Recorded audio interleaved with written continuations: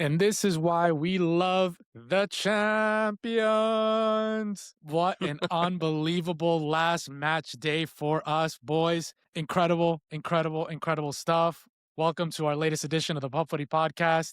I got the two boys with me, Coach John Martinez and Carlos Castro. There was an insane finish today in the last match day of the Champions League. And a lot of games that were surprising upsets were games where we thought maybe teams were solidified already in the top 8, which they avoid this dual home and away fixture before the round of, I think, 16, I believe. So an insane amount of games. Guys, how are we feeling? How did you guys live these last 2 hours? Man, this is why we love the beautiful game. Just 2 hours of pretending you're not at work and just watching 22 people on the field and going at it back and forth, storylines that, we're all following. So we loved it.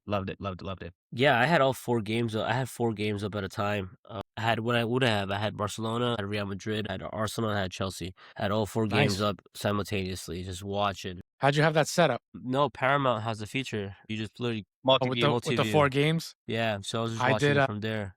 I did the Golazo show, so I just kept getting caught up with all the goals. No, I want to watch a bit. Yeah, I had on the multi-view, had the Chelsea game and the Madrid game, and on my TV, I had the Golazo show. So, and you had a nice little calendar block I saw on the work calendar. Yeah, just don't bother me for the 2 hours. But I had to hide the story from my teammates. Yeah. I forgot I have colleagues that I follow on Instagram, so I hid the story from. So all right, I'll make sure I won't post this on social. Just leave it out. Speaking of, please like and follow and subscribe to our YouTube channel, to Pub Footy on Instagram, to Pub Footy on TikTok and YouTube. Guys, let me just go over some of these score lines that had ridiculous implications. I feel like a lot of eyes were on this Chelsea-Napoli game. Chelsea come out on top 3-2, 2 goals from Joao Pedro. It was in Napoli or in Naples, which knocked Napoli out of the playoff. So that's why a lot of eyes were on that. PSG-Newcastle 1-1. A tie there knocks PSG out of the top 8. Barcelona-Copenhagen 4-1. Barcelona are in the top 8. Sporting 3-2 or Atletico Bilbao. Goal scored late there and put Sporting in the top 8. What other games? Inter Dortmund. Inter got the result, but were left out of the top 8 there. Bodo Glimt with an upset over Atletico Madrid, put themselves in the playoffs, Terrible. Which was insane. And I think the big storyline for today was the Benfica-Real Madrid game, where Benfica was out, Real Madrid were in the top 8, and then based on all these other results, last-minute goal by the goalkeeper, by the way. We'll talk about how it unfolded, but Benfica are in with the last-minute goal, and it knocks Real Madrid out of the top 8. Yeah, I mean, this is why we love this new format, I think, of Champions League. It keeps the top teams engaged until the last minute of group stages, keeps right? The bottom teams engaged too. Exactly. Yeah. It's all to play for until the last minute of the last game of group stages, and that's it. I think it's been beneficial to just the format of the tourney. I've been loving it. John? Yeah. No, yeah, I agree. I think having all the games set at 3:00 all at once is just, I don't know. And especially when you get the results you're getting at the time, you're getting the drama, right? So aside from they being played at the same time, but the actual results that are going down and what's actually going on in real time, and the players don't know. Like, for example, the Marseille game, Marseille got slapped 3-0 at home, and they had and they were still in. Yeah, and they put up on the jumbotron congratulations, and they didn't have a fucking clue that Real Madrid got a second red card, and they were gonna put the ball in the box, and the goalkeeper just fucking heads the 4th in, and now they're in. Now that congratulations jumbotron needs to be taken down because now you're out of the fucking Champions League. So I think that's it. I think with those X factors implemented and just happening on the day of, it just makes it better. I think the script writers, the UCL guys that set this up 2 for 2 so was far. On fire. Last year and this year too. Because last year we got drama too, so I think back-to-back years you're getting drama. People are tuned in. People are doing the multi-screens. People are watching it. People are, like you said, making time for the day just to watch every single game. So, dude, it's 2 for 2. Some people might hate it, but as a neutral, I mean, obviously Arsenal went 8 for 8. So I think I was watching them a little bit, but I wasn't really too focused. everything else was Prem takeover. yeah. I mean, yeah, Premier League teams 5 in the top just 8. doing it. I think Yeah, 6 in the top 11. yeah. Insane. Yeah, Prem takeover. For sure. The Premier League teams look very solid. Very underwhelming from the La Liga teams, to be honest. Oh my god, I so think bad. like Yeah. Atletico Bilbao has been very underwhelming. Losing Villarreal bounced out. Yeah, Villarreal bounced out. They're doing fantastic in the league, but that just shows you the kind of like the difference that the Champions League could kind of give to certain teams. And then like, yeah, who else? Real Madrid as well, right? I think Real Madrid was doing well in the Champions League. I think in kind of reverse, they were doing better in the Champions League, I think maybe, than they were in the league, or they're kind of the same. Yeah, they were doing well They're in kind both, of I guess. even, right? And then now they just completely flopped the fuck out. So, and then like Barcelona was also out of the top 8. They were out. At one point, They were Yeah, they were out. out. They They were were out. like I 14 think on the tie. Yeah. Yeah, they were out. They were losing 1-0, and then second half they turned it up a notch. I mean, granted, they're playing at home, and you would expect nothing less, but they were out as well. So in terms of the top 8, so La Liga teams a little underwhelming, a little bit like kind of. There's definitely some place to exploit their weaknesses, I think. And if you're a Prem team, you're like looking at this, I'm like, okay, we're feeling a bit confident because in this format and this setup, I think we can probably go a long way. Yeah, so a few things here, right? I feel like it's impossible to not have drama when there's so many games going on, right? There's so many tie breaks off the goal differential. A tie, a win moves people in and out of certain spots. So hard to not have drama. But then also the importance of being in the top 8 and not playing these 2 extra games, especially for teams like the Premier League, like we spoke about, the importance there, right? Of not adding 2 more games to your calendar in February. Yeah. I mean, especially I think the Prem play one of the most amount of games, I think, out of all the top 5 leagues. So not having 2 more games when you have FA Cup coming up and Carabao Cup coming up, it is massive. So big up to the Prem.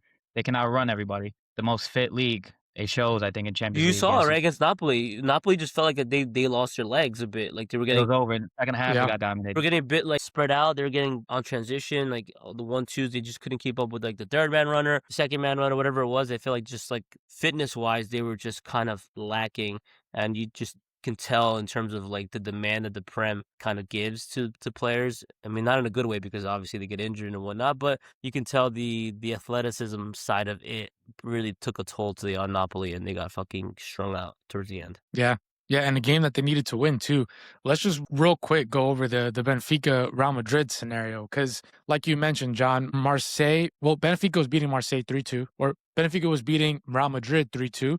Correct. And with that scoreline, Marseille's in, and then it seemed like because that happened fairly like towards the end, because Benfica thought that they were in, right? And for whatever reason, there was no communication. I think Benfica was out. I think Benfica was out the whole time.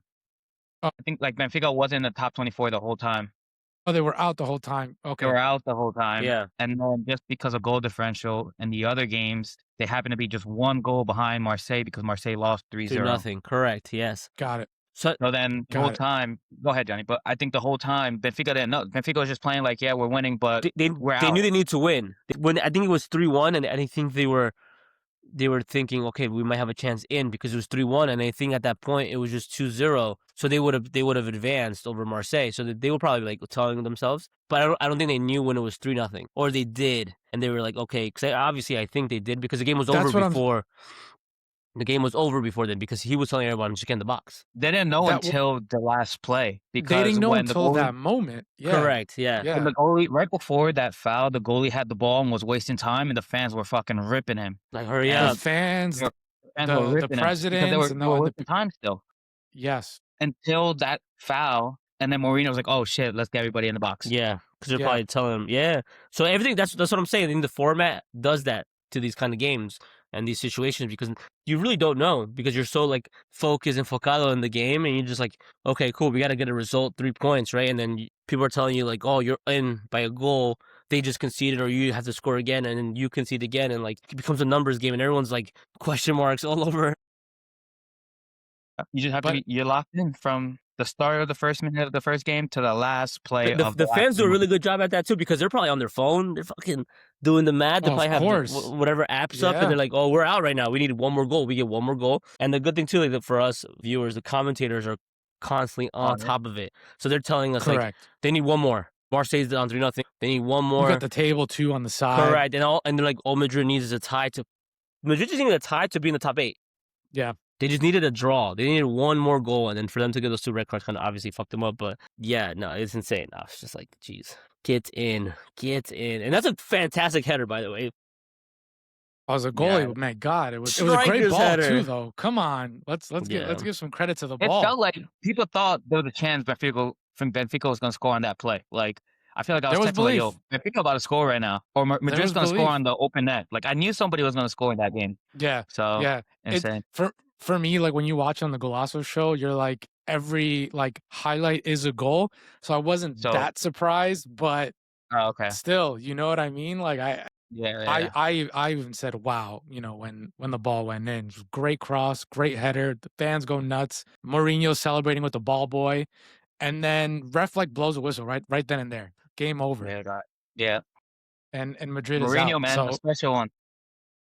Yeah, the special one. They were the last ones, right? They were 24th. Last game. They were the last ones. Yeah, they were the last remaining spot. Let's go over the top 8 and the teams that will have a bye basically in this next round of the Champions League. Arsenal, Bayern, Liverpool, Tottenham in 4th. Hey, they had a shite in the Premier League, but 4th. League schedule, though. Was that easy? 4th. I felt like it was so easy. 4th in the Champions League. Barcelona 5th. Chelsea 6th. Sporting 7th. Man City 8th. Is that a fair top 8? You guys think? I think at one point in the like the game when they had a top 8 of Madrid and PSG in, I was looking at it, I was like, these do look like the best 8 teams in Europe. But then now I guess Sporting comes in, Madrid, PSG out. Obviously, it's deserved. They deserved not to be in it because they didn't bring in the results, right? But I guess Madrid, PSG, no one expected not to make top 8. I think everyone was looking at maybe Man City, Chelsea, maybe Newcastle or Tottenham, maybe not making it because they had to win today's games to make top 8. But I think PSG, Madrid were solidified top 4 or 5. So I think most people thought they were going to get the results against Benfica and Newcastle at home for PSG. What was the biggest surprise of the day for you guys? And then we'll move into the upset of the Premier League. It's gotta be the Benfica game. Benfica? I think it's the PSG and Madrid finishing out of the top 8. Just them together. I think that was the biggest because PSG's a contender. Yeah, I mean, they are a top 2 team in Europe still, even though they finished whatever place, right? Like, I think last year they were in like 15th place. They needed to win the last game to even make the playoffs last year. And they end up, winning the Champions League. So the positions don't really mean much in terms of like how talented you are, but it's funny to.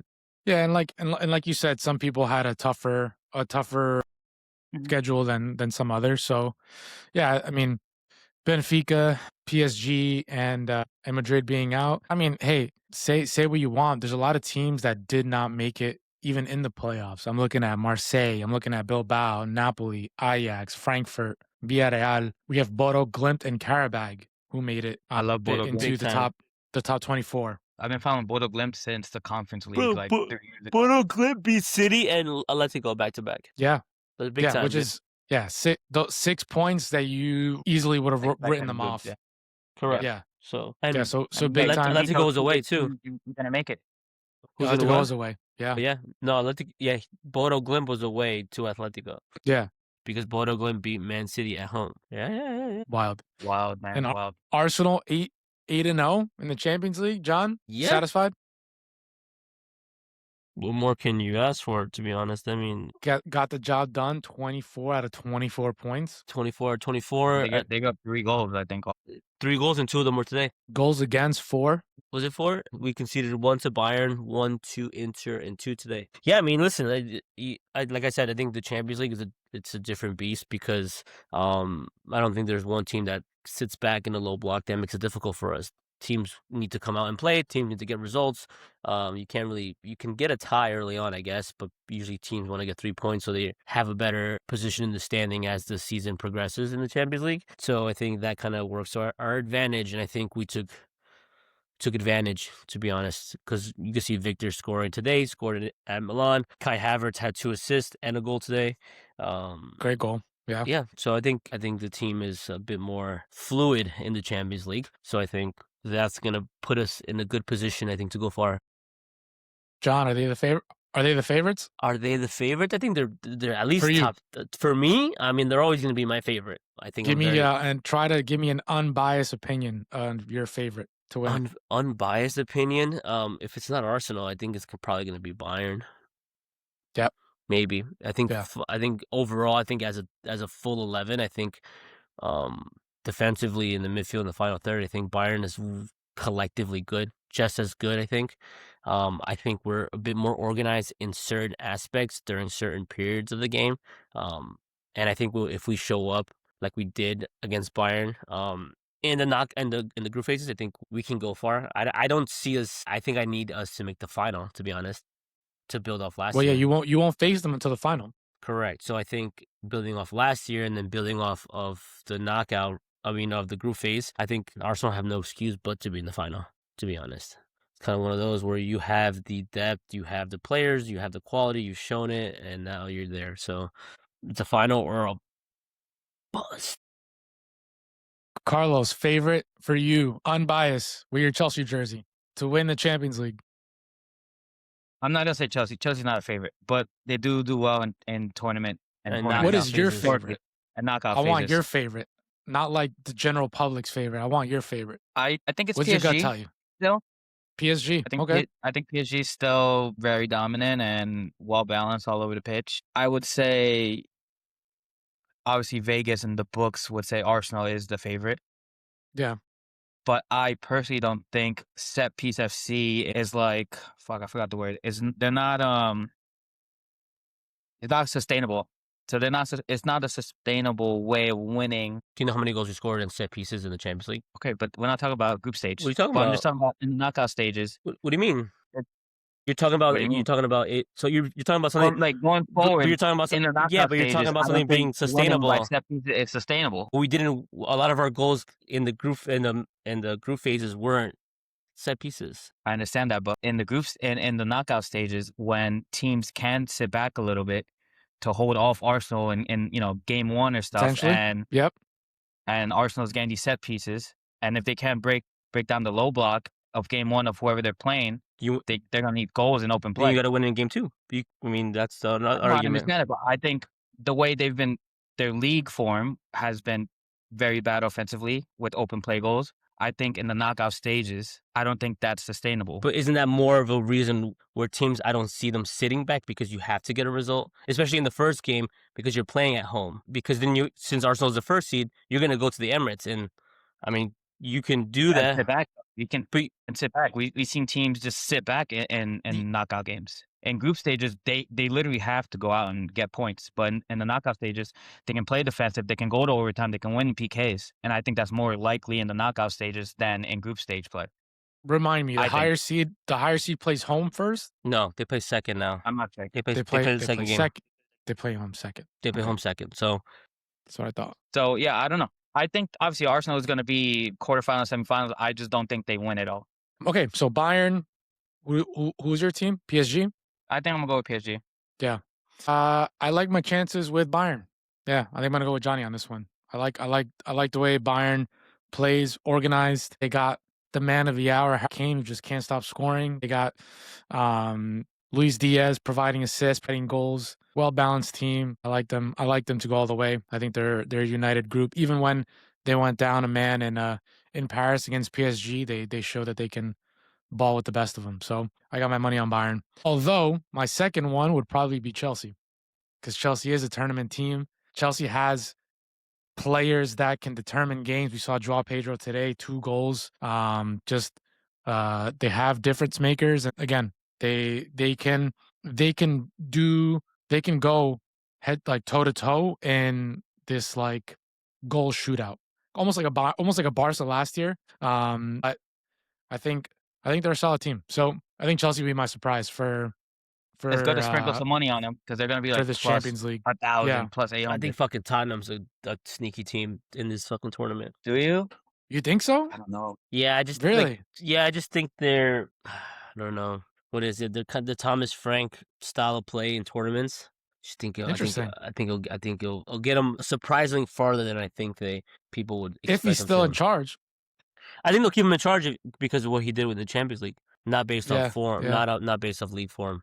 I think they'll keep him because they finished top 4 in the Champions League, and I think just getting the results 1-0, 2-0, just kind of locking shop up, and there you have it. So I mean, And we'll see. notice no Madrid or Barca shouts from No, us. I So just we're a with little down on La Liga. Barcelona. It's the same thing as last year. It's just Don't trust the defensively. defense. Yeah. It's just Yeah. it's a revolving door. You just can go in it, and it's just kind of just one of those. They Yeah, concede so easily. Barca. I mean, Yeah, I mean they gave up a goal to Copenhagen 4 minutes into the game and had to Yeah. crawl back to get that result, right? and they're And yeah, terrible at set. defensively, it's tough. It's tough to give up that many goals and win the league. And Madrid can obviously win it. They have the best players in the world, and they just need to I just mean, go out there and figure it out. And sometimes it works for them. I don't know. Them not being favorites might actually probably do them justice, to be honest. Yeah, Do them a favor, like, hey, listen, the pressure of you not being the favorites, maybe the favorites based off history and based off name, but based off certain current form, people probably don't have them hanging in there. So, yeah. I mean, yeah, and like they can turn the up, right? They got the one players to Cinderella turn up. run they went on correct. when they beat Man City and they beat I think Chelsea and came back from all those wins from all those losses and ended up winning the Champions League. I think they do better when they're not the favorite. That's what I'm saying. Yeah. So, Yeah, I mean they have the players. John, it's a good point. yeah. So, Let's shift gears to the upset of the weekend in the Prem. Arsenal, United get the victory against Arsenal 3-2 at the Emirates yeah. in a game where you get a new coach. Michael Carrick is in a second game in charge this time around. Got the win over Man City, Guardiola in the Manchester derby. We said it was going to be a game where the stakes were high for both teams to see if United could repeat their success. And Arsenal, who have had some hiccups as of late in the Prem, how can they bounce back and how can they defeat a team like Manchester United, who is starting to get some belief and is starting to look like a team again with a new look, a new system, players playing in the right spots, players coming off the bench and making a difference, like Mateus Cunha, who had the game winner. John, how did you feel post game after having that game be such high stakes, especially having City losing points as of late? So it was a chance for you guys to, make it a bigger gap. I mean, obviously disappointed. Just because I don't think I'd like to lose to United. I just is one of those teams where I fucking despise them and their fans. So I think that was my biggest takeaway from that was just losing to United, and I was just like, can't really muster up the strength to kind of really. I mean, I don't know. It's one of those where I was like, just don't really fancy losing to them. So I wasn't really. It was weird. I wasn't really pissed at like losing in terms of like extending the lead or keeping the lead at 7 because I was like, okay, cool, we lost. I don't expect this to be perfect. I mean, obviously, you're at home. You want to win at home. I'm like, this is big to win at home. But I didn't feel that way because we're still 4 points ahead in the table. So it was kind of one of those where I'm just kind of like, do I be this negative fucking Nancy and kind of be like, oh, you got it all wrong. The players did this, did that, blah, blah, blah. Like how everyone was online and kind of just ripping everyone apart. So it just kind of didn't. I hate fans like that, honestly. I mean, yeah, I mean, I think that their expectations and just the reality of how they view it is kind of like unreal, right? So they need it there and then and now. Like, I mean, obviously everyone wants to win, right? I think the pressure of as a fan watching a team not succeed over the couple years, and then now we're there and we can extend the lead and we're not doing it, but we're still ahead by a game and some change. People start fucking shooting for the hill and freaking out. So I'm not there yet. I think this weekend is a bigger game than I guess the Man United game at Leeds. So I think that's going to be a result where if we drop points there, we're in trouble. Can't even tie. We can't even tie. We have to win. So I think there, I mean, you just have to, at that point on Sunday, I'm just like, United had a game plan, and off a mistake that we made and then 2 absolute screamers that they put in the back of the net, they kind of did their thing. So I'm like, golazos. Yeah. I've been seeing a lot of football won that game. Like as a sport, football won. I saw a lot I of know, that. but the thing is funny to me because it's funny to me to see that is because people say football won as if United didn't sit all 11 players back for 40 minutes and just kind of side by side and just kind of just hearsay and just kind of defend and work really hard and plug up the gaps and plug up the holes while they were down 1-0. So to me, to hear that, because people were like, oh my God, that's anti-football, because everyone and their mother say that's anti-football, to sit back, to absorb pressure, to just kind of be compact and just organize and work hard and defend. People say that's anti-football. We were the team with majority of the ball. We were up 1-0, and then we make a mistake, and then the momentum shifts in the second half after especially the incredible goal. Good build-up. They were brave. They were courageous to break a line, a little flick here, a little flick there, and boom, one time. Dorgu, I don't think he scores that again in another 50 games. So, and then Well, he's Matheus hurt Cunha, now. right? He's out for 10 weeks. So my opinion is, did football win? I mean, you kind of, people who say that are the same people that say sitting back in the low block is anti-football. But now football won because... Oh, it's always super critical. Right? So it's always super critical. People want to be that way because their team won. But the people that are saying that is mostly United fans. So it's been tough to be a United fan this year. You know, don't really have a lot to celebrate. Not a lot of wins to put on their column board. So listen, we took the L. I fucking... Trust me, my phone was buzzing. I was fucking listening to it all fucking week, bro. It didn't stop Sunday. It kept going on to Monday into Tuesday.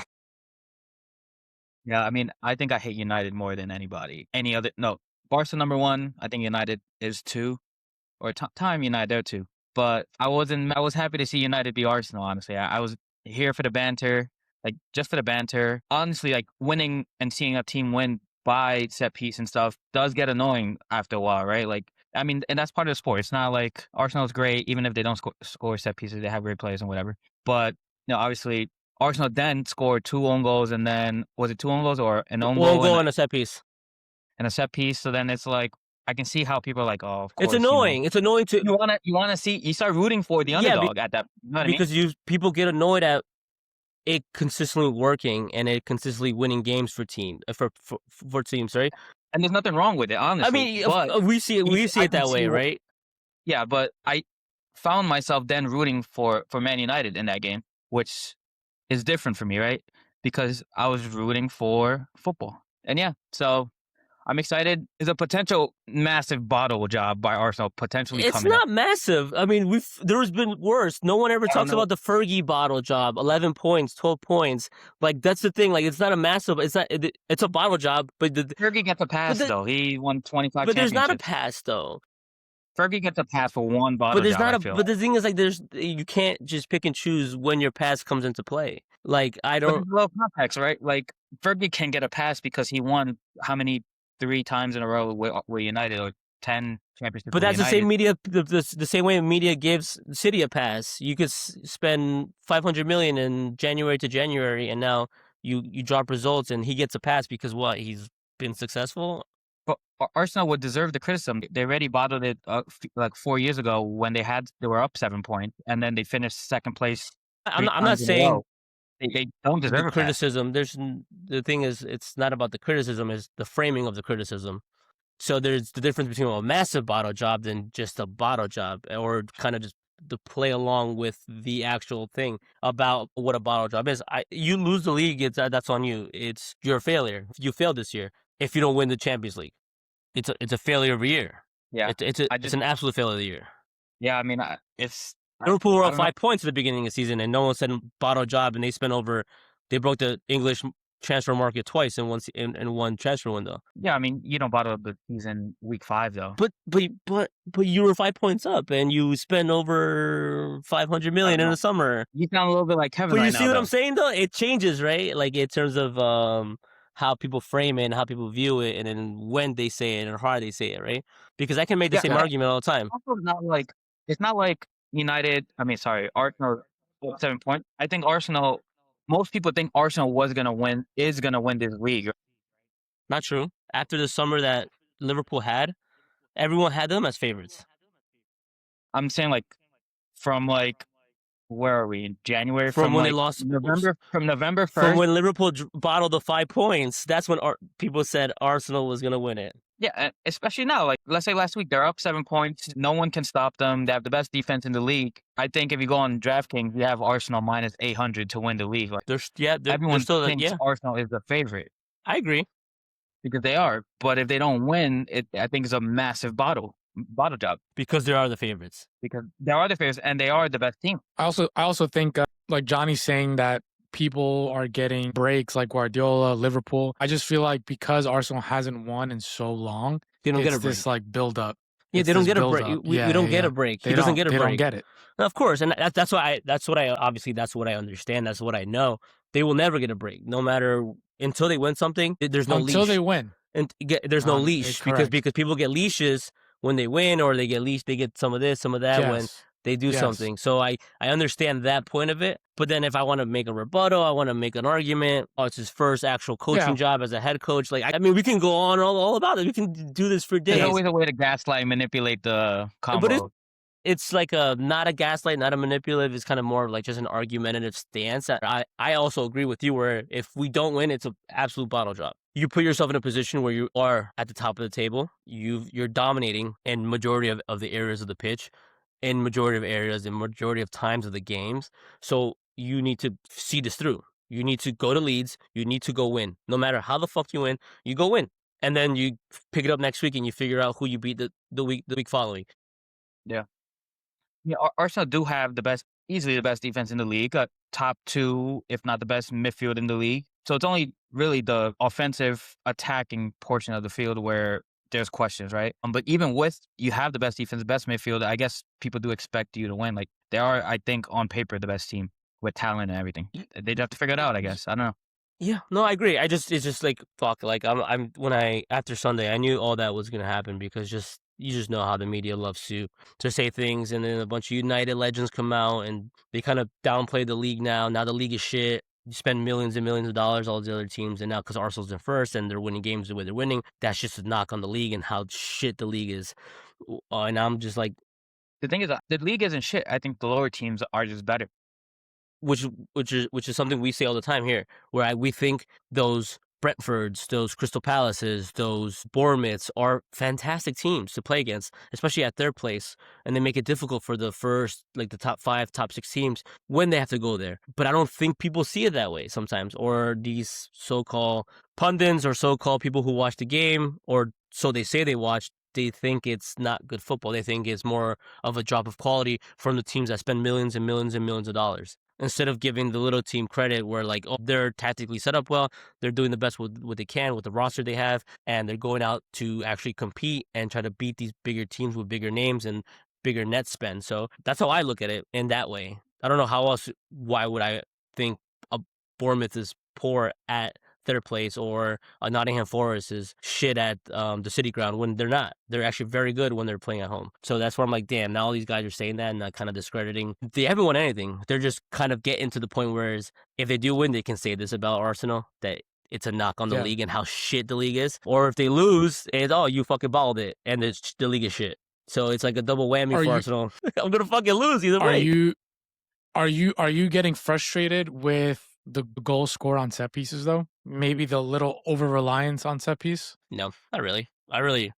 No, because when they score, it's a big celebration. They won the game, so it's hard to be mad at the way they're winning. They're winning. I think it's actually, like, to be honest, like a set piece, like anything else, is something you work towards or you work on daily or weekly at training. So you're constantly digging that out and you're constantly training that. You have to be disciplined. You have to be ready. You have to be willing. Attacking set pieces are not easy. Defending set pieces aren't easy. You have to be disciplined. You have to be ready. You have to be on point. You have to be well aware of where your surroundings are, what the game plan is. So I think for me, adding that to your game as a whole just makes you better. So I don't get tired of it. I actually like, you get a set piece, put it in the back of the net.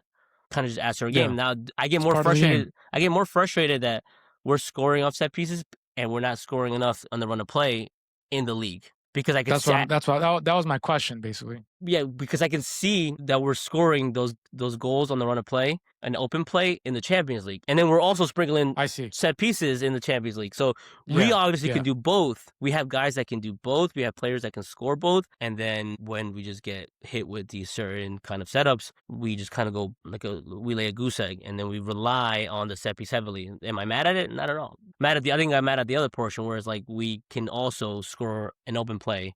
Don't you think, I guess, these Champions League teams that Arsenal is going to face coming up see what Arsenal struggle with, which is the low block, and set up like that in Champions League, like knockout stages? I just feel like that's what all Arsenal is going to see. They should in the upcoming games. It depends on the team, to be honest.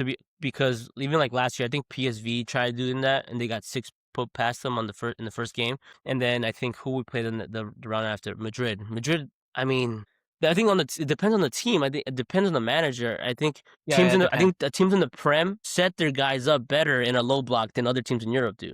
Like Sam Dyche is gonna set up Nottingham Forest in a low block better than I think the fucking guy from Sporting will do, and set up his 11 guys in a low block. It's also the players that they have, right? Correct, the players right? they have the mentality, the work rate. You have other teams where are you willing to just defend for 90 minutes and just get to the right spot? Yeah, exactly. So I think it's tougher to find those group of guys and those teams in the Champions League, right? So yeah, is Leverkusen going to do that for 90 minutes? They can try, but are they going to do it as kind of in that committed kind of stance that an English team would do it? When I think they're kind of that's their forte in England, where they just sit back and make it dirty and make it nasty. And the Italians, correct, and the Italians, they just. They absorb the energy from the home crowd. Everyone's buzzing to get stuck in. Everyone's telling you fuck off. Like that's part of the culture and like kind of that part of the gameplay. I think like you said, like in Italy and especially in England. So, but I think other teams will have a difficult time doing that. Like if you're not like Atletico Madrid, I don't see another team in Spain doing that.